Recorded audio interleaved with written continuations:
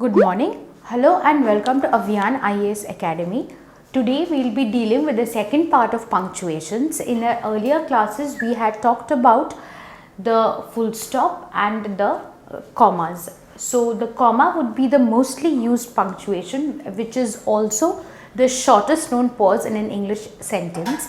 The next comes the semicolon. The semicolon is a little longer than the, it is a pause which is a little longer than the comma, and the uses of the semicolons are first will be using the semicolons in the places where a comma cannot do. For example, if we are already separating the items in a sentence or the list of things or places in a sentence with a comma, and we have to separate them further, so we will not be using a comma there because the separation wouldn't be very meaningful or wouldn't be easy to understand. So in such places we will be using a semicolon. For example, I will show with a sentence. If we say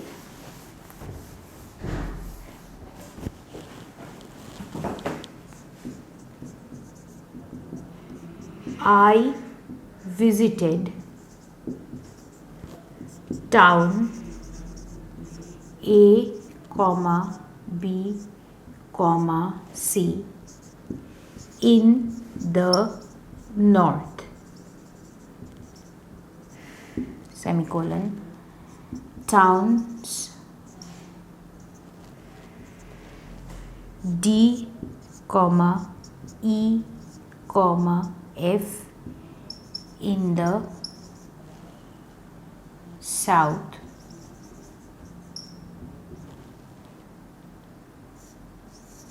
G, H, I in the north, in the east, and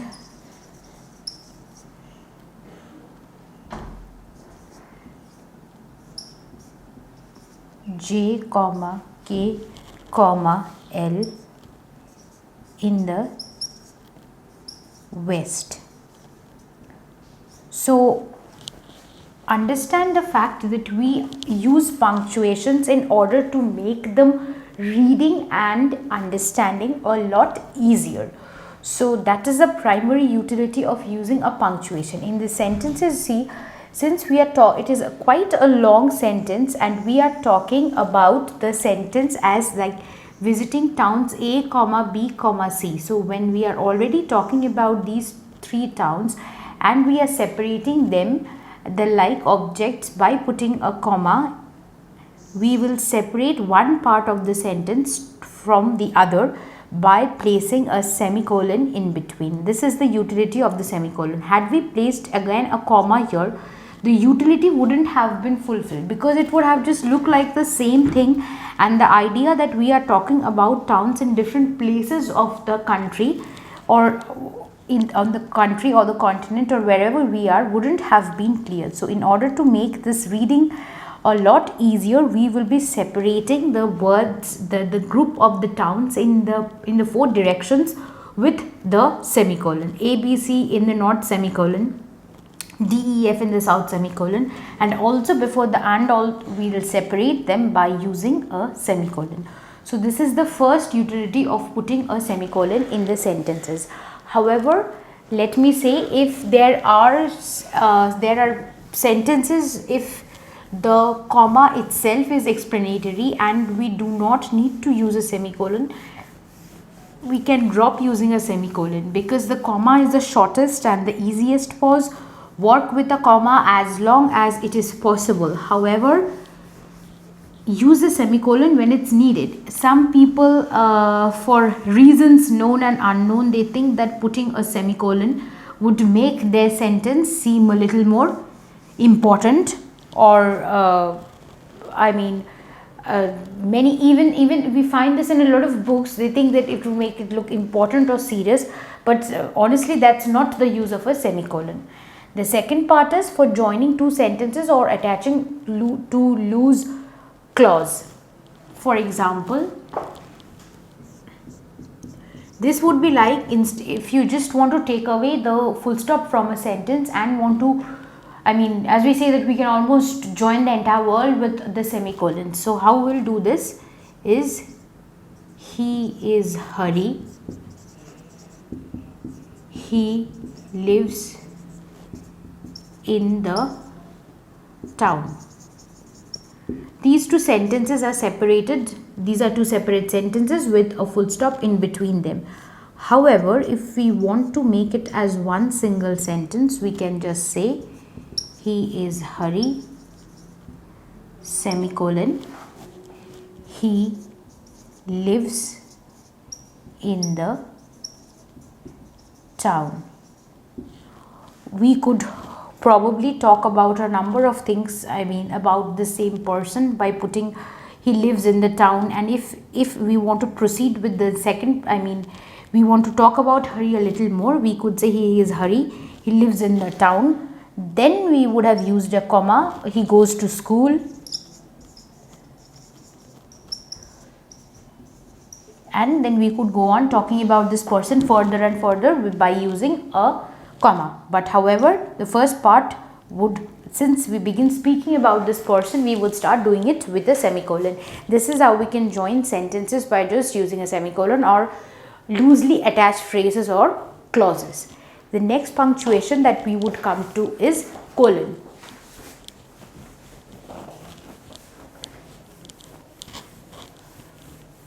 The utility of the colon, as you all might know, would be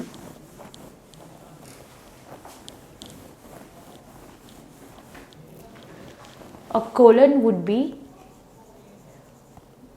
used for, that is the pause longer, which is longer than both comma and semicolon, and hence, but always of course shorter than a full stop. So the first utility of a colon would be to talk about a list of people, places, things, or anything that is quite a few in number and which could possibly not be written with a comma or a semicolon. For example, if we are trying to talk about 50 boys in the class, we would say the names of the 50 boys in the class are colon, and then we would talk about all the name of the 50 boys, A, B, C, D, whatever the boys are. So that is the use of a colon. When we are trying to talk about quite a large number of items, could be 100, could be 50, or when we are talking about in sentences like they are as follows, we would be punctuating them with a colon. The next utility of the third utility of a colon would be, sometimes they are used to begin quotations. Before the utility of any direct speech, we could be using a colon. For example, his sister said, colon, I want you here right now. That is the utility of a colon. We could do this for any example. The next sentence could be, he shrieked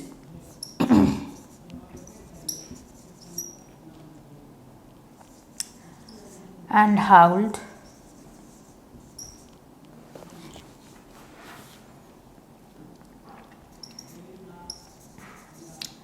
and exclaimed,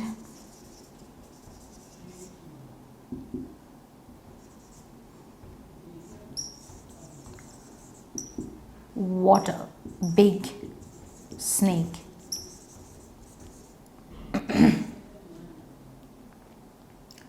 So that's the primary utility of a that's the next utility of a colon. For beginning a sentence that has inverted commas, instead generally the inverted commas are marked with a comma before we begin them, but they can also be begun with colons. So when we are beginning a quotation with a colon, sometimes it is also used with a dash. For example, if we say, "He said, get out," we also use a dash sometimes with a colon. The next utility of the colon would be in order to enumerate. For example, the three tenses are colon, present, past and future. Then another utility of the colon could be to talk about sentences that are independent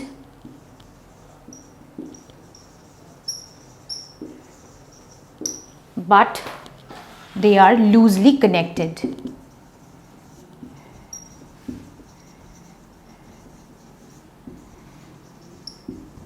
For example,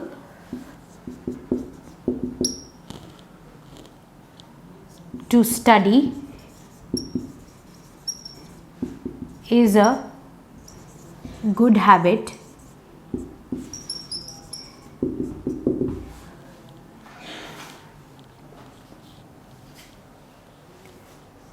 not studying is your choice. So these two sentences are independent in their own senses, but when we are trying to join them, we can put a colon in between and keep them as a sentence joined. However, remember that they are independent in their own meanings. Also, we can say study to acquire a habit of reading, study to acquire a habit of thinking. No study is more important. So if you are trying to talk about two habits, like that we should study and not to study is your choice, or to study is more important than not to study. However, the meaning, remember the meaning in the sentences, they are not dependent on one another. They are absolutely independent of one another, and such sentences could be joined in between with a colon. The question mark, as we all know, replaces a full stop in case of a question, in case of a question or a question tag. For example, are you attending the party? He isn't going. Is he? This is what we call a question tag. He isn't going. Is he? This part is called a question tag. When we place a sentence with the shortest, when we place a sentence with a full stop and then we ask, it's the question tags are generally rhetorical questions which would also be followed with a question mark. Then comes the exclamation mark, like any feeling of, any sudden feeling of anger, disappointment,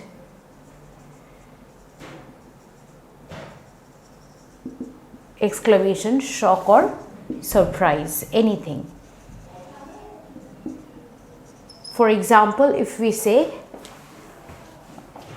how beautiful is the night?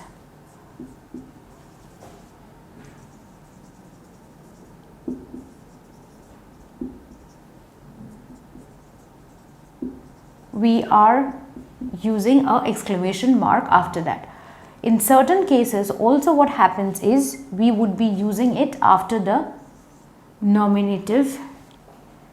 For example, oh Father, what have you done? Like, for example, in prayers, oh Lord, save us. In certain cases like this, we can also put the exclamations just after the nominative absolutes.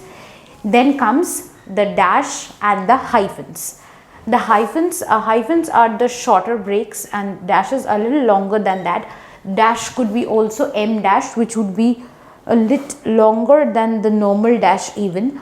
The hyphens are generally used for hyphenated words,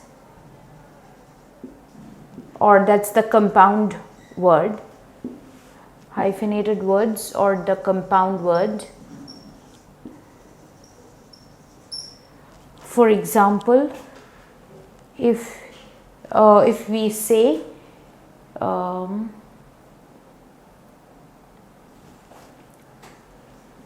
father-in-law, passerby,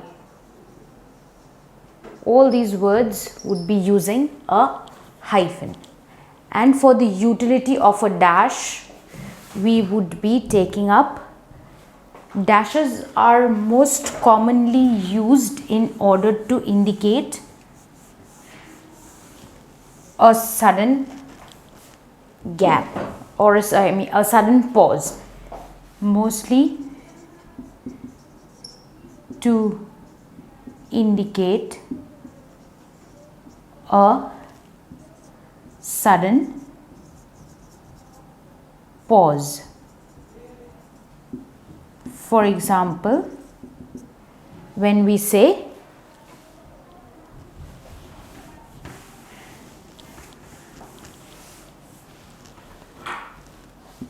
but why lament?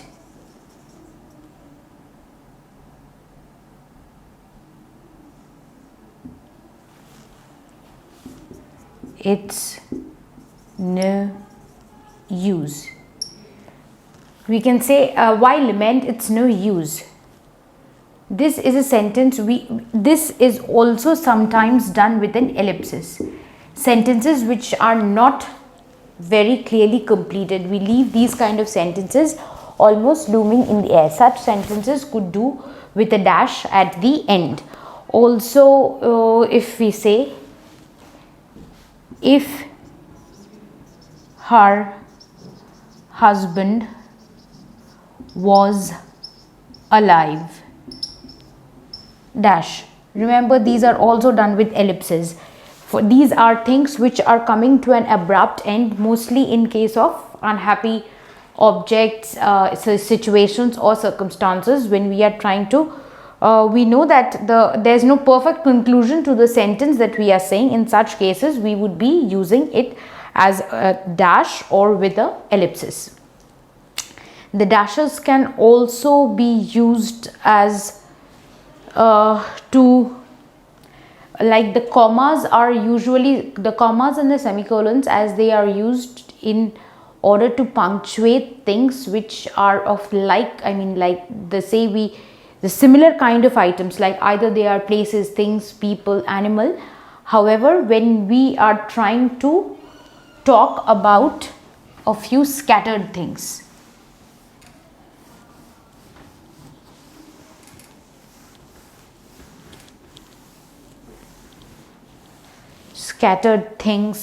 like friends,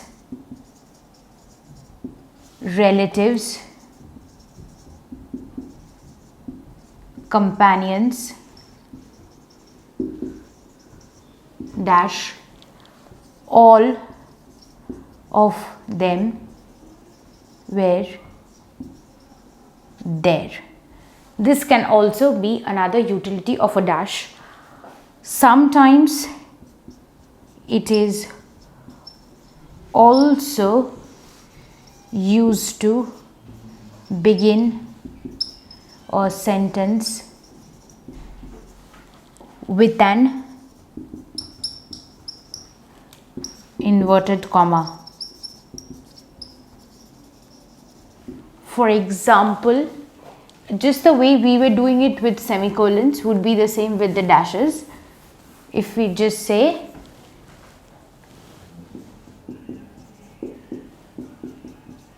he asked, how have you been? So this is one more utility where we can put a dash in order to punctuate a sentence just before we begin it with an inverted comma. So these are the few utilities of dashes. Now we'll quickly look at the utility of an inverted comma. The inverted commas, as we know, they are used mostly for the direct quotations. And also sometimes they are used to talk about, we'll just deal with it in a second. Yeah, inverted commas. They could be single inverted commas and there could be double inverted commas. The difference between the single and the double inverted comma is nothing. This is just the British style and this is the American style. However, sometimes we see in a number of cases that people are using double inverted commas in order to indicate or highlight a certain word, and using a single inverted comma to talk about in an entire sentence. So as we all know, the first utility of an inverted comma is direct quotation.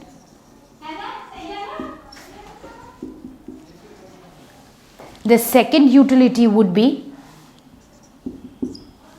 to emphasize a certain phrase or word in a sentence. Not the entire sentence, but just a certain part of the sentence. For example, if you say, he quoted from Shakespeare always.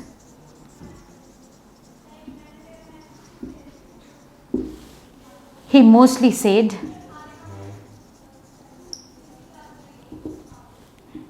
And then you say, he mostly said, and then you quote a line of Shakespeare. For example, you say, what a fine piece of work is man. So just for that part of the quotation of the sentence, you are just using the inverted comma. Another use for the inverted commas could be in order to highlight the name of any poem or story, short story, any story in a collection. The collection would be italicized, of course. The collection of the poem, short story, or the entire book would be italicized, and one single of the story or the poem or the collection would be written with inverted commas. For example, I read the story within inverted commas, the journey to the railway station, in the book memorable memories. So that is when we talk about one single story or a poem, we'll put that in double inverted commas and we'll write the name of the book in italics. When we are writing it in a notebook, the italics would be represented as being underlined. So this was mostly about the use of the inverted commas, and other than that we are left with the capitals.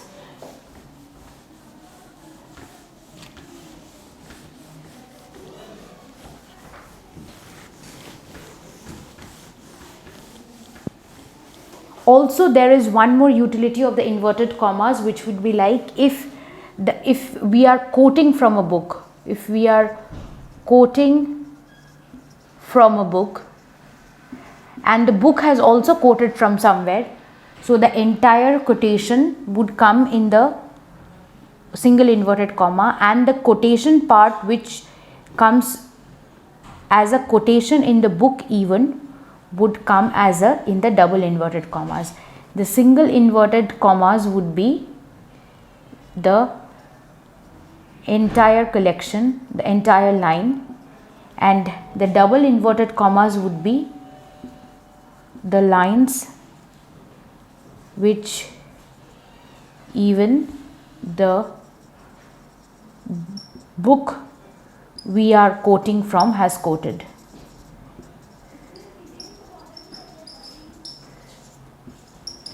That would be the utility of the double inverted commas within a single inverted commas.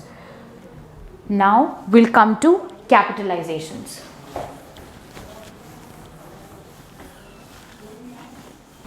Capitalizations would be, as we know,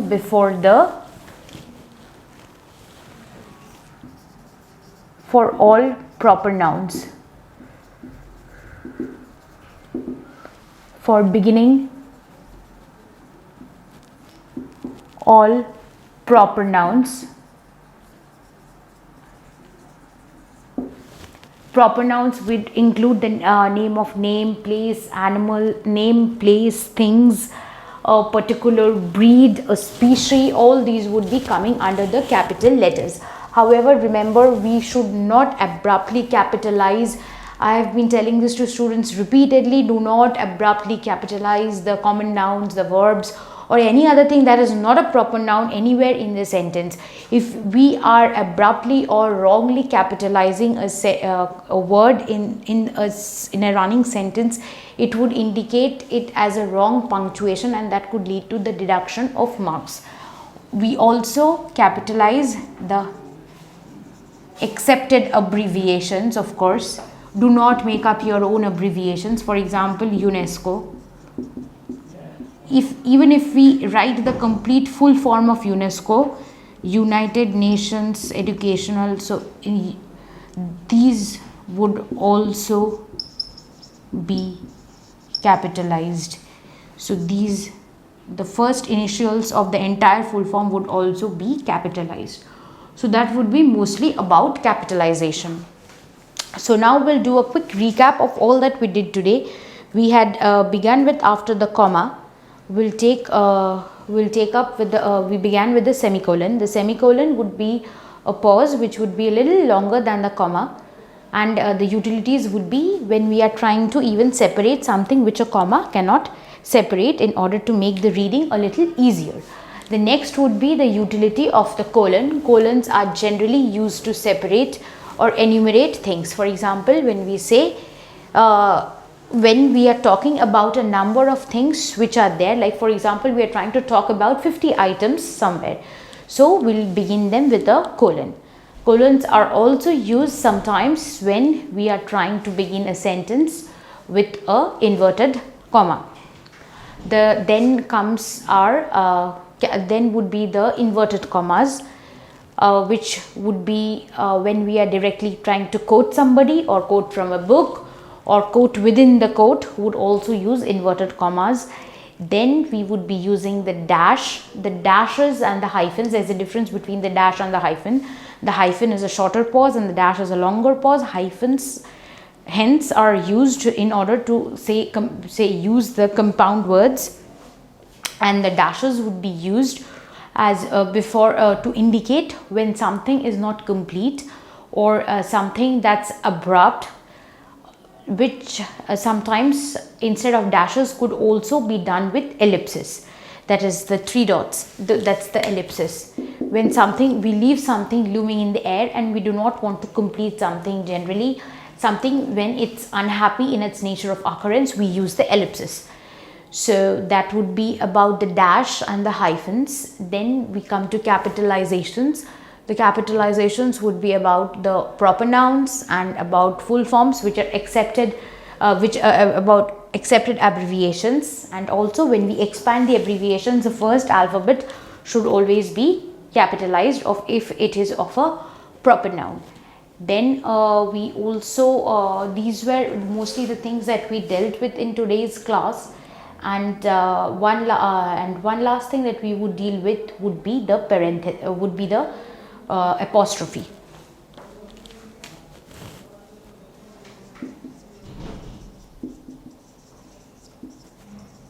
The apostrophes, as you all know, are the S's when the plural or any word already end with the S. For example, grasses, the apostrophe would come after the S. However, if the word is children's and we are using a separate S, this would come before the S. Keep in mind that a plural which already ends in a S would always have the apostrophe after it, and the one for which we include a S and then make it the apostrophe would come before the S. And another very commonly confused use of apostrophe is when we say the 90s and the 90s.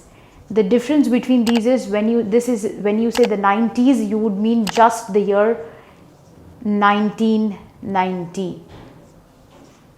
And when you say the 90s, you mean the entire decade. So be very careful about where you are putting the apostrophe and where you are not putting the apostrophe. This is just 1 year. This is all the 9 or the 10 years that's coming.